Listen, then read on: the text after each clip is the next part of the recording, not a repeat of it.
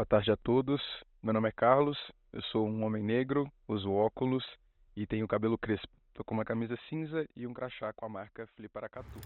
Afonso Borges, Carlos Starling e Bianca Santana. Mesa realizada no dia 30 de agosto de 2024, na Casa King Ross, no segundo Fliparacatu. O ambiente em que acontece a roda de conversa é o interior de uma sala que possui muitas janelas que vão do chão ao teto e várias poltronas. Os palestrantes se assentam em poltronas dispostas um pouco ao fundo da sala, perto das janelas. Da esquerda para a direita, a primeira pessoa sentada é Bianca Santana, uma mulher negra de cabelos escuros muito cacheados no estilo Black Power. Ela traz um vestido longo regata de tom branco. Leva no pescoço o crachá dos participantes do evento. A segunda pessoa sentada é Afonso Borges, um homem branco de cabelos cacheados presos em um rabo atrás da cabeça, de tom branco. Possui barba de mesmo tom.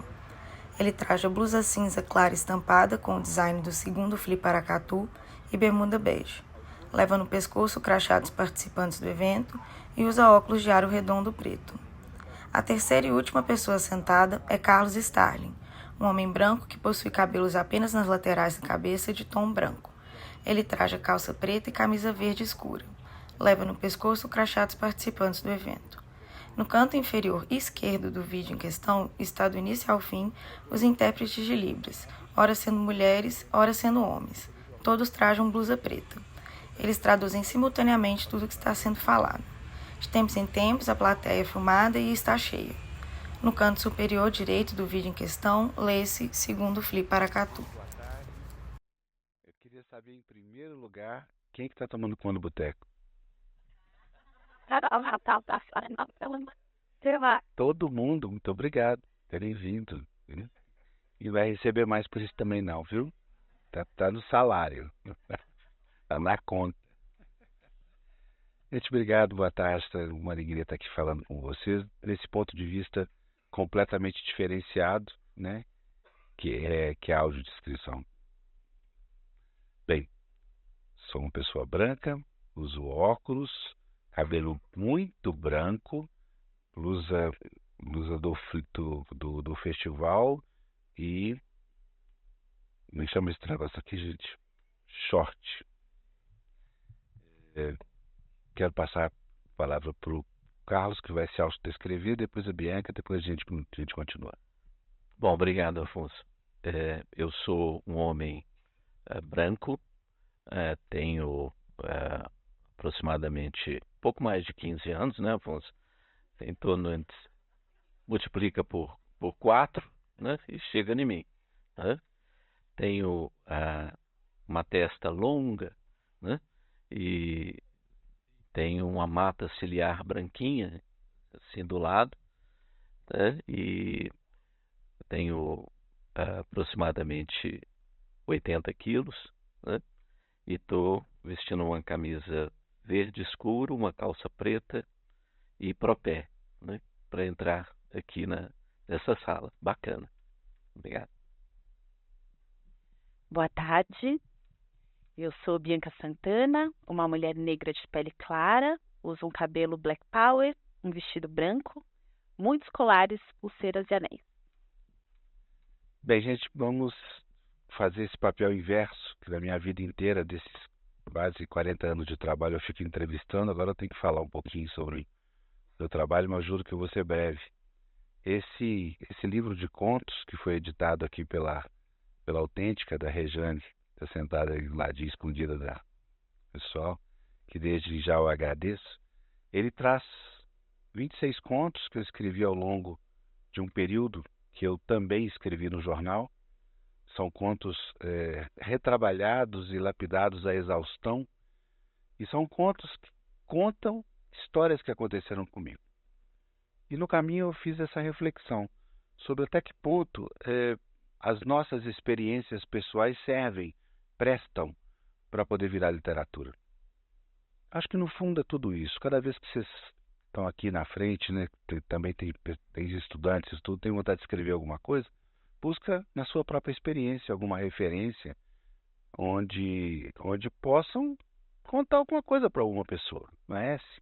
Acho que é o grande segredo do texto, o grande segredo de tentar reproduzir o que passa. Mas aí que acontece o milagre. Aí que acontece a surpresa que você mesmo vai ter ao escrever. É muito divertido isso, né? Porque nem sempre, nem sempre não, quase nunca, a gente sabe o que a folha em branco nos reserva. Nem sempre, hoje em dia, a gente sabe o que o cursor do computador que fica piscando à direita ali, à esquerda ali, nos reserva. E isso é um trabalho de elaboração, encantamento, mistério e, e, e depuração mesmo, que só se conhece, só se entende quando você mergulha. E na divisa dessa decisão do mergulho que está a nossa interpretação de mundo. Então, essa minha primeira fala vai no sentido de estimular, principalmente vocês que estão aqui começando, que estão aí, a tomar essa decisão de encarar uma folha em branco, seja à mão, seja no texto, hoje até no celular, né? Eu vi uma menina escreveu um crônica inteirinha no celular, numa velocidade que eu fiquei assim, gente, o dedo dela tem alguma coisa disparada ali, tem alguma coisa ligada no dedo, a velocidade que ela conseguiu, mas se consegue sim. Se consegue ler em celular hoje, se consegue, essas plataformas estão dando jeitos diferentes a gente ver, né?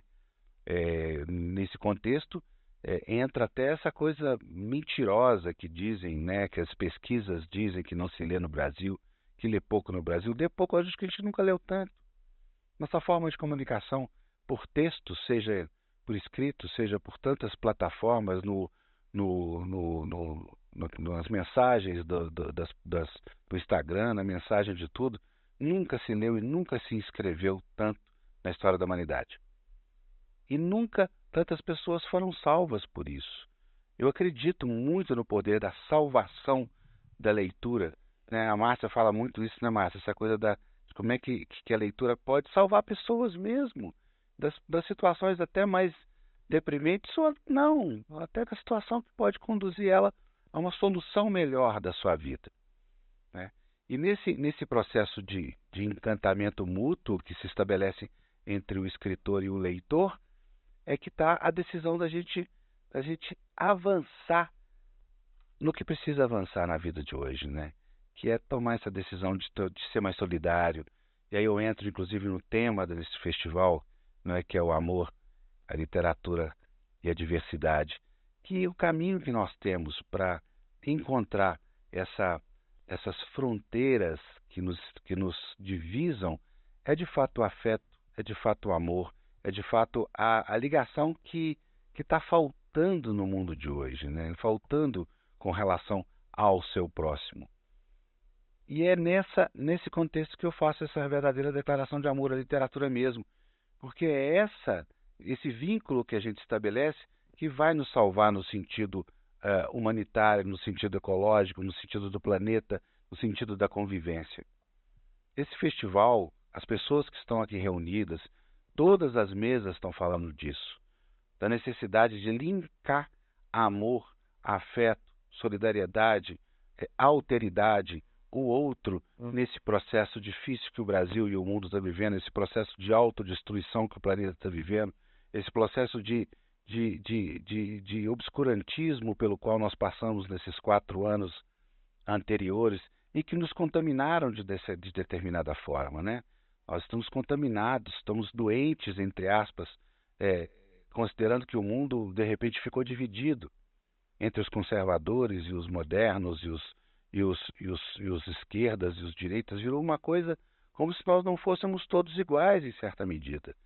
Somos diferentes em forma, em diversidade, mas somos todos iguais nas nossas mais profundas ansiedades, né? E voltando para o livro conta histórias que eu vivi. Histórias difíceis, histórias derivadas de um sonho, uma vez que a Márcia me contou. Um sonho tenebroso. Dá medo, gente. E eu fiquei tão impressionado com o sonho que escrevi a história do sonho dela. Histórias que eu vivi quando era jovem, quando fui repórter. Quando era no jornalismo, quando você entra, sempre te colocam na pior posição. Acho que estágio é assim mesmo, né? Estagiário é feito para esse negócio, né? E aí, quando eu entrei no jornalismo, me colocaram para tomar conta do IML, Instituto Médico Legal. Na época, gente, era grande que não tinha celular, mandava o jornalista que ele ficava parado no IML. Chegava um defunto, ele olhava quem era.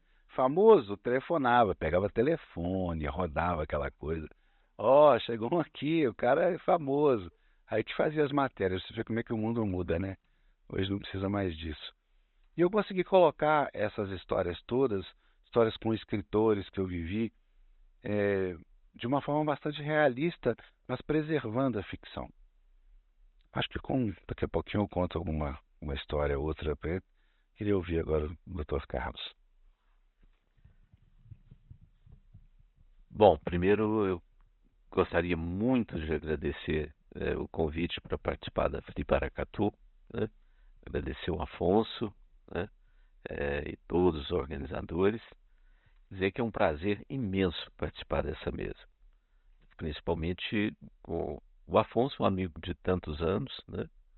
E conheci quando eu comecei a cuidar da mãe dele, né? De uma internação complicada, e ela milagrosamente sobreviveu, né? Sobreviveu aos meus cuidados. e, e com a Bianca, né? Essa mulher linda, né? Potente, né? Forte, que escreveu tanta coisa maravilhosa, né? E eu já começo falando que eu vim armado, né? Eu vim armado com os livros deles, para eles autografarem para mim, né? Vou tietar logo de cara, né? Porque são obras espetaculares, né? E, e esse livro Tempo Sem Tempo, que é também da Autêntica, qual eu também agradeço a Rejane pela confiança, pelo carinho, né, de abrigar esses textos na Autêntica, né? Foram textos, e tem uma correção, 53 crônicas da pandemia. Não, são 53 crônicas que eu escrevi durante a pandemia, não necessariamente sobre a pandemia. Então, eu fui convidado para o Estado de Minas em 2019, ainda não tinha pandemia, para escrever uma coluna no caderno, na seção Bem Viver, sobre saúde. Comecei escrevendo sobre sepsis, né? Sobre infecção hospitalar, que é a minha área, né? Sou infectologista, claro, tem esse viés. Mas antes disso, eu já tinha escrito uma série de poesias que um dia a minha mulher pegou, as poesias todas, juntou, e no dia do meu aniversário ela me entregou um livro chamado Guardanapos, em que ela preservou a minha letra inicial, montou um alfabeto com a minha letra, porque ninguém consegue ler letra de médico, só farmacêutico, né? E ela não é farmacêutica. Então ela pegou, montou o texto e fez um livro e editou esse livro, né? Foi uma coisa muito carinhosa. Mas eu nunca tinha escrito coluna para jornal, até 2019, né? E o Benny Cohen me convidou e eu comecei a escrever. Quando veio a pandemia, em 2020, 2019 para 2020, nós recebemos no Réveillon, né, como um presente, né, que tinha um vírus novo surgido, que já tinha, desde outubro, estavam havendo casos na China, e depois chegou na Europa e foi dizimando, né, as pessoas. E eu fui convidado para assessorar a Prefeitura de Belo Horizonte na condução da epidemia. E logo de cara o Afonso me convidou para fazer os 15 minutos, que não eram nunca 15 minutos, né? O Serginho Abranches, né? Ele fazia primeiro 10 minutos, eu tinha que fazer 10 e nunca eram 10 minutos, né? O Serginho sempre fala mais do que eu, né? Ele tomava, aí eu esticava a conversa, né? Mas foi muito interessante porque isso acabou pautando a imprensa, né? E, e foi uma experiência riquíssima, porque eu acho que eu escrevi boa parte dessas crônicas com medo de morrer, né? Porque eu tinha que olhar cento e tantos pacientes por dia, né? Entrar numa condição ruim, né? E lidar com uma população de 5 milhões de pessoas na região metropolitana de Belo Horizonte. Então, boa parte do que está escrito aqui tem crônicas muito engraçadas, tem crônicas eh, eh, poéticas e tem poesia no livro, né? E de vez em quando eu mandava para o Afonso, né? Escrevia para o Estado de Minas e mandava algumas para o Afonso. O Afonso comentava, tá ótimo, então corrige isso aqui, né? Mandava para ele corrigir para mim, né? E foi assim que nasceu esse livro. No final, essas crônicas, eh, o Chico Mendonça, né? eh, Pegou e deu uma peneirada nelas, né? E então surgiu o Tempo Sem Tempo, que é uma frase da Lilian Schwartzman, né? Que fez a apresentação do livro junto com a Margarete Dalcomo, uma colega maravilhosa, né? Que é uma pneumologista que ficou muito conhecida durante a pandemia, né?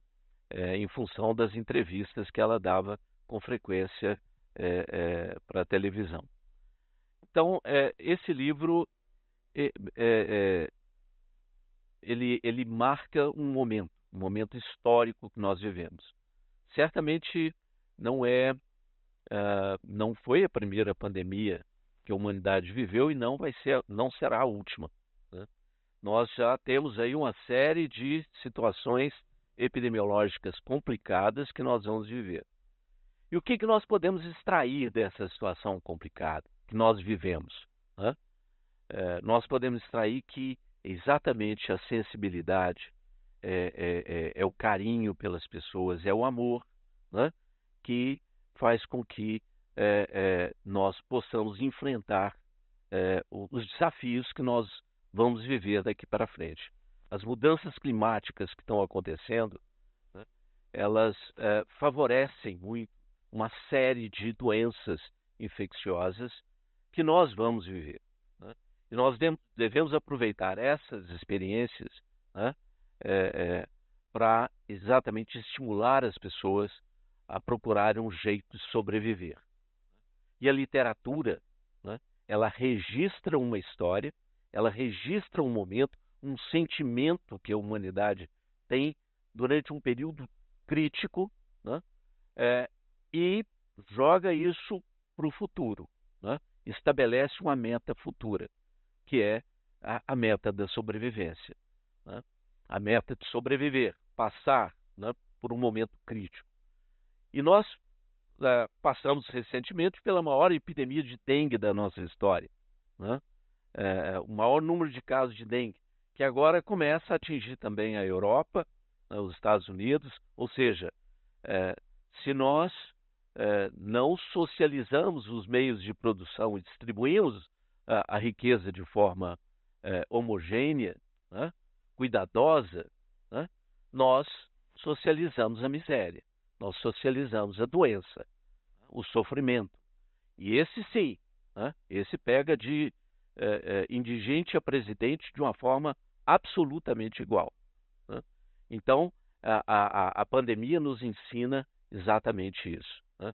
E foi na solidão da pandemia, nos apertos do dia a dia, que nasceu esse livro, O Tempo Sem Tempo, né, que é uma máscara jogada no chão, porque foi uma foto que foi feita logo no final. O negacionismo, né, que foi um pano de fundo, né, dessa pandemia, né?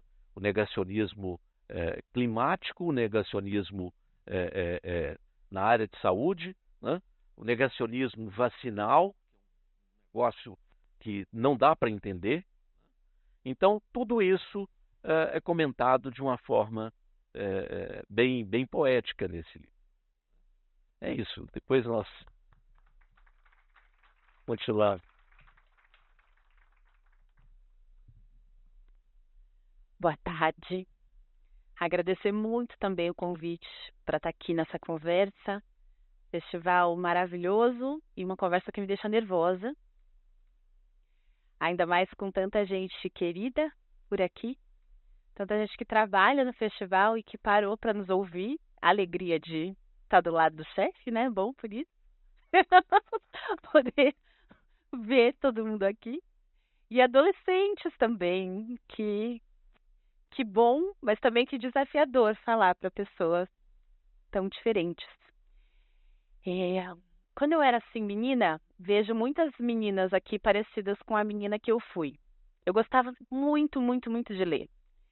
Mas eu dificilmente encontrava livros, textos que se parecessem com a minha realidade. Talvez por isso eu nunca tenha sonhado ser escritora. Não era algo que estava no meu horizonte. Mas aí, quando eu estava terminando o ensino médio, a Joana, que era a bibliotecária da escola onde eu estudava, ela falou assim: Bianca, você é enxerida, intrometida, gosta de ler, de escrever, por que você não faz jornalismo? Eu falei: olha, talvez seja uma opção. E eu fui fazer jornalismo por isso. E das coisas mais legais de quando eu fui fazer jornalismo é que eu podia perguntar qualquer coisa para as pessoas e elas não achavam estranho. Então eu podia fazer uma lista de perguntas, sentar na frente delas, perguntar, que era o que eu mais gostava de fazer desde criança. Mas todo mundo achava ruim, né? Minha avó brigava. Essa menina perguntadeira, para de tanta pergunta. Mas jornalista eu podia. E poder ouvir as histórias das pessoas e depois contar é outra maravilhosidade para quem gosta de fofoca, não é? E eu sou super fofoqueira, super. Eu adoro ouvir as histórias e depois contar para as pessoas. Então, se vocês quiserem guardar segredo, não me contem. Nem contem para jornalistas, nem para escritores, porque a gente vai escrever. É isso. Quem quiser se preservar, não nos conte nada. E o meu primeiro livro, Quando Eu Me Descobri Negra, é um livro pequenininho na edição mais recente dele. Dr. Carlos tem ali. Obrigada. Ele é um livro de poucas páginas, textos curtinhos. E ao ler vocês dois, eu achei que a gente talvez tenha isso em comum também. A gente tem uma escrita bem sintética, bem sequinha, né? E eu contei nesse livro histórias que eu vivi, histórias que eu ouvi de outras pessoas e algumas que eu inventei. E algumas que eu vivi, mas que eu queria fingir que eu não vivi, eu coloquei ali como se eu tivesse inventado, que é outra coisa maravilhosa da escrita, né? A gente pode elaborar coisas que a gente viveu, escrever de outro jeito, mudar, né? Na ficção a gente pode fazer isso, não tem nenhum problema. No jornalismo não, apesar de algumas pessoas fazerem. Mas na ficção a gente pode fazer isso. E nisso de contar coisas que eu tinha vivido, eu fui reelaborando algumas delas. E aí eu tenho alguns textos aí no Quando Me Descobri Negra, por exemplo, sobre o meu cabelo. Eu falei isso ontem com as crianças à tarde, que eu fui uma criança que não gostava do meu cabelo de jeito nenhum. E a minha avó prendia o meu cabelo assim num rabo de cavalo bem para trás, não ficava um fiozinho solto. Eu falava: vó, mas eu não posso deixar assim meu cabelo ou solto, ou metade preso, metade solto? E ela falava: não, porque aí você vai parecer essas neguinhas. E eu pensava: mas eu não sou essas neguinhas? Mas eu era muito obediente, então eu só deixava o cabelo daquele jeito e não respondia nada. Mas poder soltar o meu cabelo, poder achar o meu cabelo bonito do jeito que ele é, foi algo muito importante para mim e algo que a escrita me ajudou muito a fazer. Então, escrever sobre o meu cabelo, escrever sobre o que eu achava bonito, escrever sobre a minha própria beleza foi uma coisa muito importante para mim. E eu estou falando especialmente com as meninas parecidas com a menina que eu fui, que estão aqui nessa sala. O quanto a escrita pode ser muito legal para vocês se apropriarem de quem vocês são, da beleza que vocês têm, de tudo que vocês quiserem ser.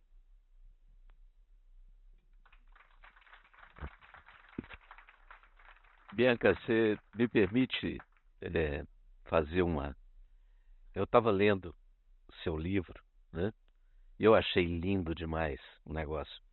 Sou negra há menos de um ano. Antes era morena. Minha cor era praticamente travessura do sol. Era morena para as professoras do colégio católico, coleguinhas, que talvez não tomassem tanto sol, e para toda a família que nunca gostou do assunto. Mas a avó não é descendente de escravos. Eu insisti em perguntar. E de índio e português também. Era o máximo. Isso é de uma beleza impressionante, né? E eu fiquei emocionado quando eu vi esse texto seu, né?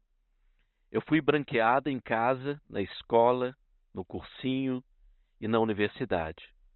Como afirma o cientista político Francisco Wellfort, né, no texto Branqueamento, a expropriação imaginária das glórias dos negros, branqueamento apagou, especialmente para os pobres, o exemplo de líderes que podiam surgir-lhes outros caminhos, sugerir-lhes outros caminhos, além da humilhação cotidiana. Isso é de uma sensibilidade espetacular, né? E você também não fica fora, não, Afonso, né? Nesse livro, o menino, o assovio e a encruzilhada, né? Esse é um dos motivos de eu estar aqui, né? Lá em Araxá, o Tino deve estar por aí, não está? Não, não está. Senão eu ia pedir para ele cantar e ele está rouco, então ele escapuliu dessa, né? O Tino, ele fez uma música, ele deve cantar nesse festival também, né? Sobre o menino, o assovio e a encruzilhada, né? Uma música linda, né? E o livro fala das decisões que nós temos que tomar na vida quando nós temos vários caminhos para escolher, né? Então, basta assoviar, né? E o menino assovia e descobre o caminho, né? Eu, para estar aqui hoje, eu estou matando um congresso de infectologia em São Paulo, onde eu teria que... Eu falei assim, olha, eu já a vida inteira participei de congressos, dando aula e participando de eventos, discutindo assuntos técnicos, né? Escrevi vários livros técnicos, né? Falei assim, não, eu assoviei. Eu assoviei e falei assim, não, eu vou para Paracatu, né? Porque lá eu cheguei numa encruzilhada e eu escolhi esse caminho, escrever e sensibilizar. Essa é outra história.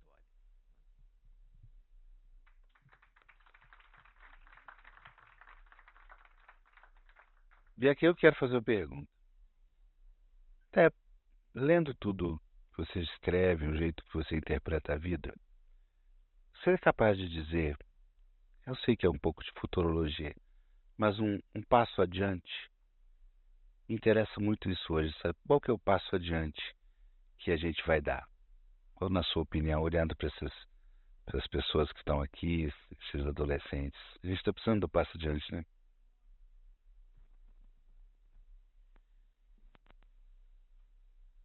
Vou sonhar então com vocês, imaginar, né? Porque de repente a gente falando aquilo que a gente deseja, acontece. O passo adiante é a gente construir possibilidades para que todo mundo possa ser na própria inteireza, do jeito que é. Para que todo mundo possa acessar direitos, independentemente de onde tenha nascido, da cor da pele, do gênero, de qualquer coisa. Para que todo mundo possa andar na rua sem medo de ser parado pela polícia, para que qualquer jovem, seja ele branco, negro, amarelo, indígena, possa sonhar com um futuro.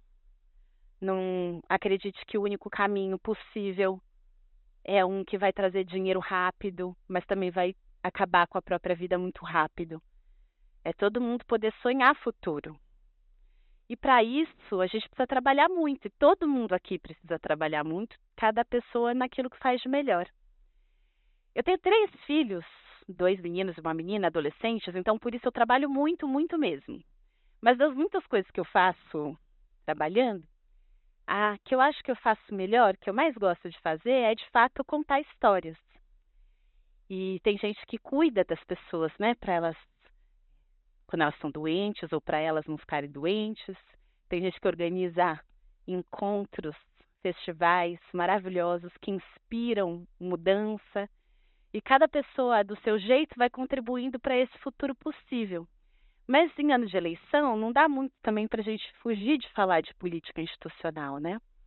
E a gente vive um momento da política no Brasil muito perverso, porque alguns valores que já foram considerados muito importantes, como, por exemplo, falar a verdade, né?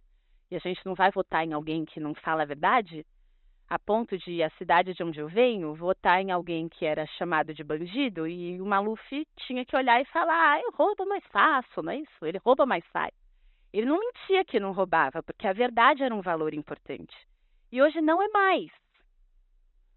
Então tem algo muito grave, muito sério acontecendo. E me parece que uma extrema-direita que não está preocupada com a vida das pessoas, né? Pelo contrário, que é só que algumas possam viver. E para isso, muitas precisam morrer, né? Essa gente que trabalha com a mentira desse jeito, ela finge muita verdade, então finge ser genuíno e consegue mobilizar nas pessoas o afeto. E a gente que ama tanto, muitas vezes a gente fica só no argumento racional e a gente não consegue se conectar com as pessoas pelo amor. Então, para esse futuro que a gente deseja, eu acho que a gente precisa se conectar com o amor e conseguir se conectar com as pessoas, com qualquer pessoa, naquilo que pulsa forte na gente.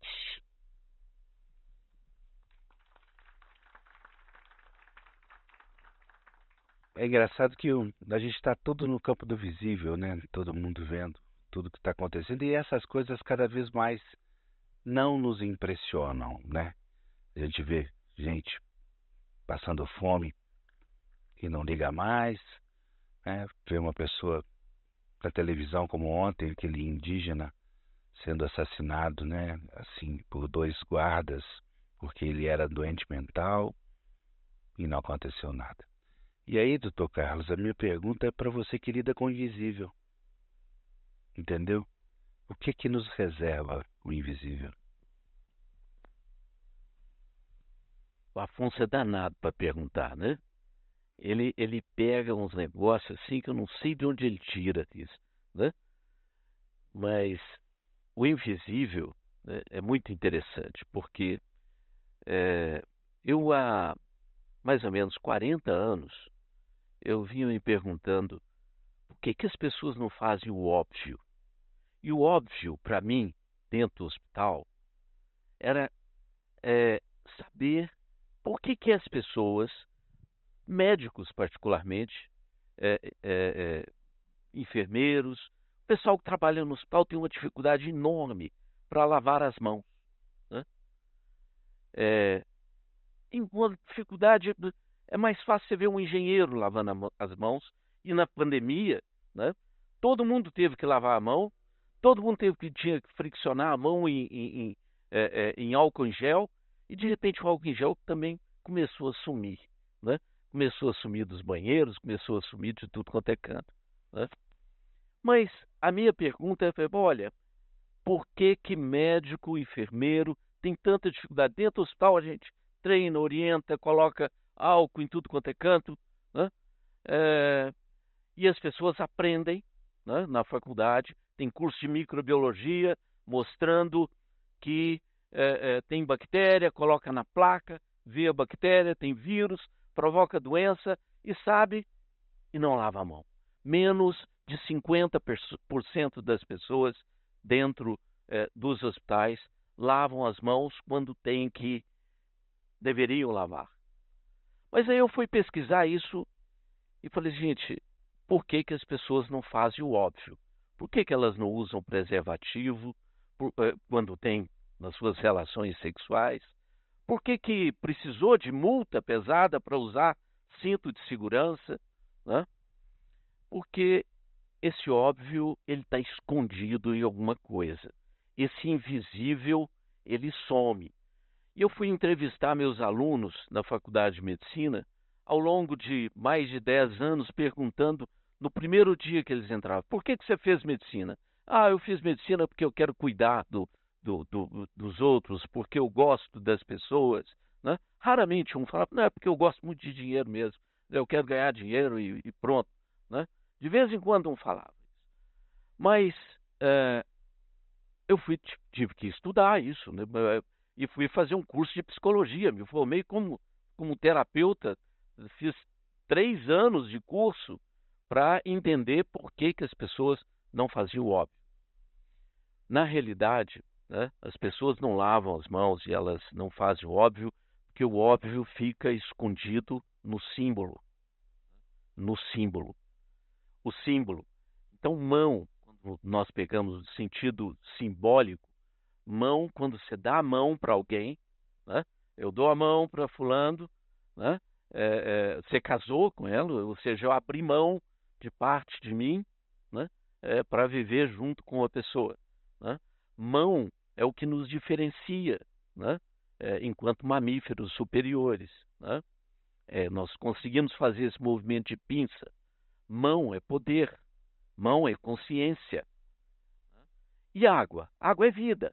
Né? Então, as pessoas não lavam as mãos porque elas não têm consciência absoluta sobre a vida. Né? Então, elas não ficam ligadas constantemente sobre, falando sobre, ou se vendo viver. Né?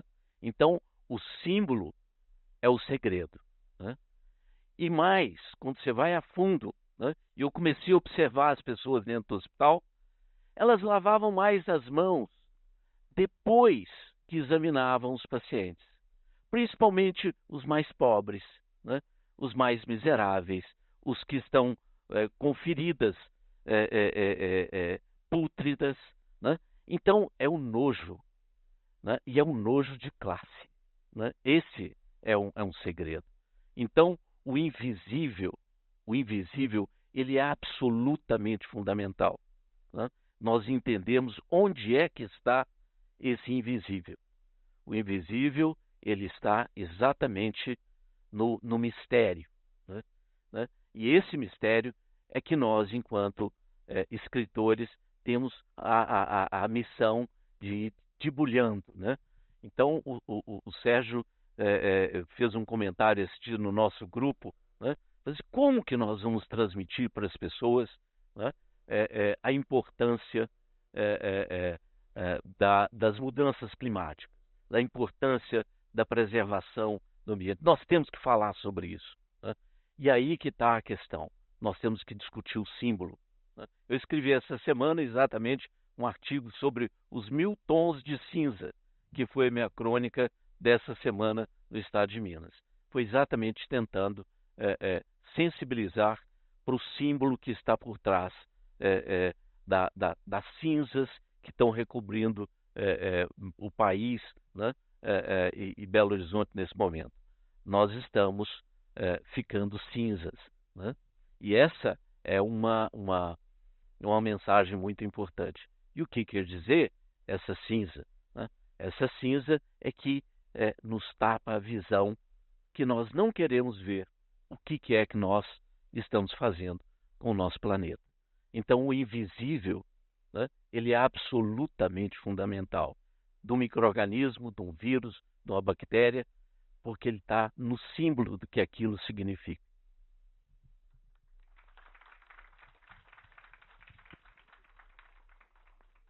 Agora eu quero fazer uma pergunta para o Amor. Eu sei. Eu quero ler um trecho de um dos contos e te fazer uma pergunta depois que eu ouvi há muitos anos da Dona Belinha, uma senhora que vivia em Pilão Arcado, perto do Rio São Francisco. Mas eu vou ler antes aqui, que eu lembrei muito dela quando eu li. Ana conheceu Antônio tonto e muito. Passou ao largo. Ele insistiu, mas no dia seguinte, sóbrio. tornou-se o maior amor de sua vida. Amor tardio, sólido, equilibrado. Nunca mais bebeu. Ela sorveu as mágoas, as tristezas dos amores passados. Abriu-se. Ele tornou-se outro, melhor, o amor incondicional na velhice. Ambos escrevem, agora, ele mais. As mortes, só lembranças. Os anões e outros personagens voltaram para o seu lugar, o inconsciente. O sonho se tornou real. Ana e Antônio. Bonito, Afonso, pode.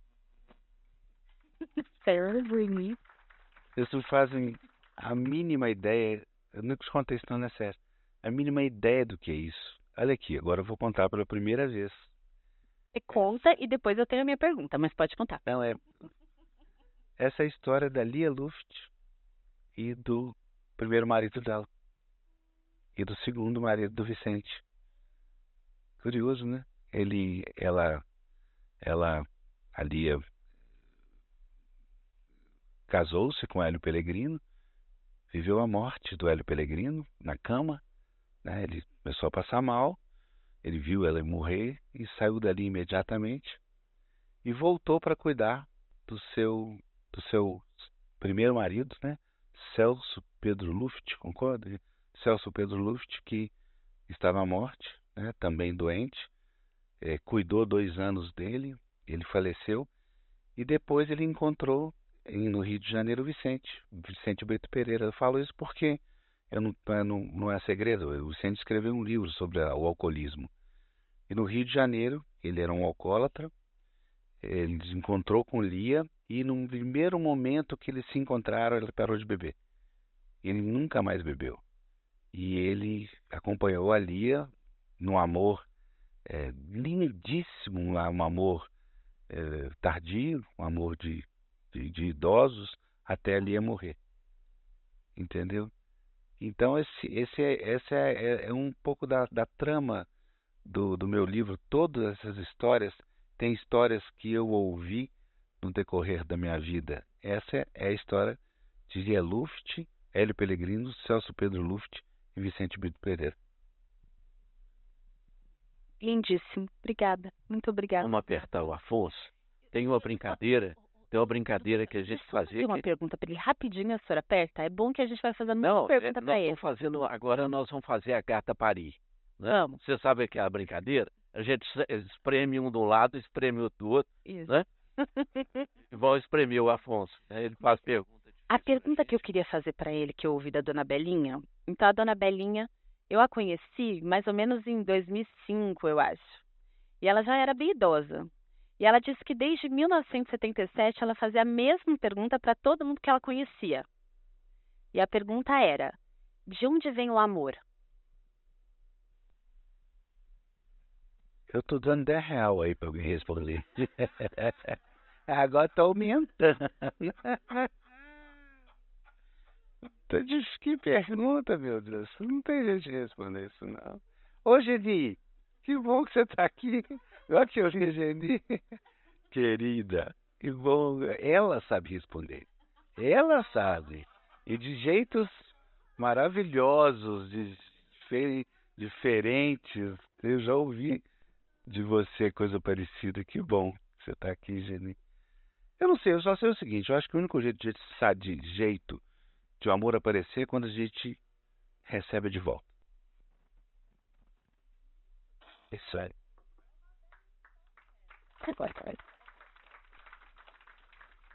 Lindo. Bom, agora eu vou apertar de cá. Né? O Zé Manuel Diogo escreveu no 29/8/2000 agora, há poucos dias atrás, né? Na Folha de São Paulo. Festivais literários são trincheiras da resistência intelectual. Ouvir um escritor discorrendo o futuro da sociedade é, de certo modo, como consultar um oráculo. E qual o seu próximo oráculo? É um desafio que eu, Sérgio, Tom e agora Bianca, já até anuncio aqui, vai ser a curadora do próximo festival, enfrentamos na prática. Porque já vou fazer uma digressão nessa construção que nos espreita, maligna, misteriosa e, de certa forma, terrível, que a inteligência artificial se desenha. Eu fiquei ouvindo ontem os escritores, mas em Java, e dizia o seguinte: é a única coisa contra a inteligência artificial é isso aqui. Entendeu? É a única coisa que nunca vão conseguir reproduzir, nunca vão conseguir criar mecanismos de descobrir o que você está me olhando aqui agora, estou pensando. A inteligência artificial a gente sabe, de alguma forma, a gente tem como educar e sabe como ela vai nos responder. Entende?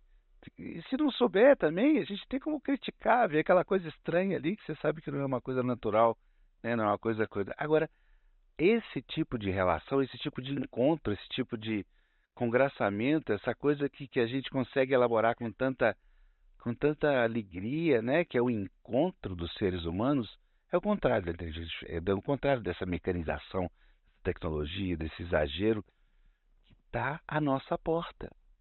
A emergência climática, Sérgio está escrevendo um livro, né? Uma distopia que estou louco para ler sobre isso. A emergência climática vai nos empurrar para todas as maldades do mundo. Então a nossa única solução é isso aqui, é encontrar de forma solidária, amorosa, presencial, importante essa palavra hoje, presencial, né? Essa pandemia que o Dr. Carlos viveu com tanto equilíbrio, né? Belo Horizonte foi considerada a cidade mais segura do Brasil e uma das mundos, graças a esse ser humano que está aqui do lado. É importante isso. É isso que vai nos salvar, vai nos equilibrar, sabe? E esse momento de reflexão sobre a diversidade, reflexão sobre o gênero, reflexão sobre as questões que a Geni coloca com tanta profundidade nessa dualidade da percepção humana e ao mesmo tempo da dificuldade da vida prática, né, Geni, do encontro com o diferente permanentemente. É só isso aqui que vai nos salvar. Não vai ter outra alternativa.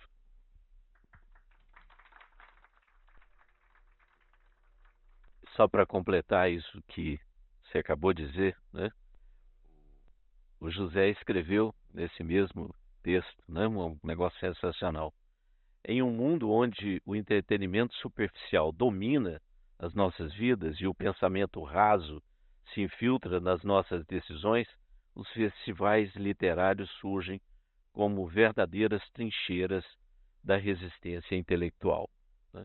Isso é absolutamente verdadeiro. Né? Esse encontro que a gente faz entre nós, né? Nós criamos, né? Entre quem escreve. Né? Então, aqui eu me sinto um residente, né? Quando eu vejo a Conceição Evaristo com aquela sabedoria toda, né? Debulhando sabedoria, né? Eu fico admirado, nossa, eu sou um residente ainda, né? Eu estou começando nessa história, né? Mas é maravilhoso a gente poder compartilhar esses momentos entre nós e compartilhar com quem nos lê, ou tem possibilidade, ou pode ser estimulado, né, a mergulhar num tempo sem tempo, ouvir o assovio do menino, né, mergulhar no livro da Bianca, né? Olha que coisa maravilhosa, né? Isso é espetacular. Né? E conviver, e conversar, e discutir, né? E pedir um autógrafo, né? Eu já vou distribuir meus livros para vocês assinarem, né? Porque senão o Afonso mistura aí com todo mundo e cadê o Afonso? Ninguém acha para assinar o livro. Né? Então essa é a maravilha de estar aqui. Eu fico muito feliz de compartilhar esse tempo e de me sentir residente em literatura. E como eu sou presidente do festival, já estamos 6 minutos atrasados. Nós temos que ir lá para Mônica Cifuentes, Jamil Chad. E eu queria pedir para o Bianchi encerrar com uma perguntinha parecida com essa, porque eu acho que a metáfora da invisibilidade que ele aplicou à medicina e a outras, e é claro, trouxe à luz da psicanálise também, ela serve também para ilustrar o seu cotidiano, né? Cotidiano que as pessoas enfrentam hoje perante esse massacre preconceituoso e de uma elite. Afonso, obrigada, porque quando eu ouvi sobre o invisível, o invisível é muito importante na minha vida. E quando a gente pensa que o projeto do Brasil, desde a abolição, pelo menos, é um projeto de extermínio da população negra e também um projeto de extermínio dos povos indígenas, desde sempre, esse é o projeto do Estado brasileiro. Então, tem textos do começo do século XX falando que até 2015 essa pretalhada já teria acabado, né? Que o projeto era esse. E nós somos a maior parte da população brasileira. Como explica?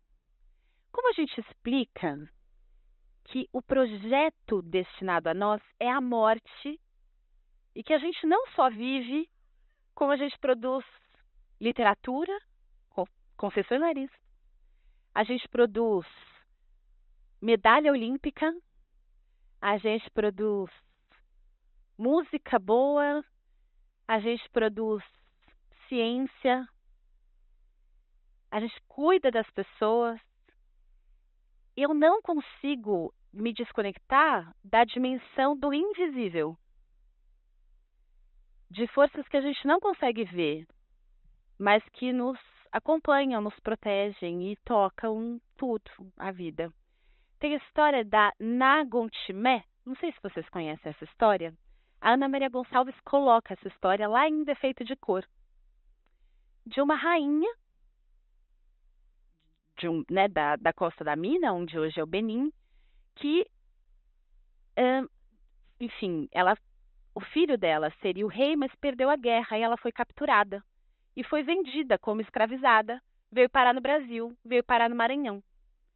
E lá ela foi uma das fundadoras da Casa da Mina, em São Luís, que existe até hoje, onde tem lá um culto aos voduns, muito importante. E ali ela era uma rainha, mas uma sacerdotisa, do que hoje a gente chama de candomblé jeje, mas que não necessariamente tinha esse nome. E depois o filho dela ganha de novo a guerra, retoma o poder e coloca um monte de gente para procurar a mãe dele pelo mundo. Ele precisava trazer a mãe dele de volta, a rainha. E eles o encontram no Maranhão. E ela diz, não, eu não vou voltar, porque o meu povo está aqui, eu preciso protegê-lo. Então, esse invisível também pulsa.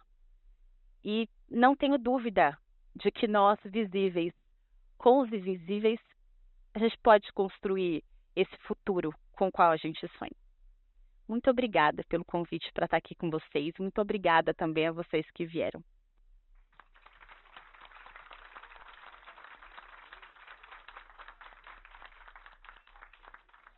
Convido a gente continuar o projeto, o festival lá no outro auditório, tá? Continua o programa lá. Adorei isso.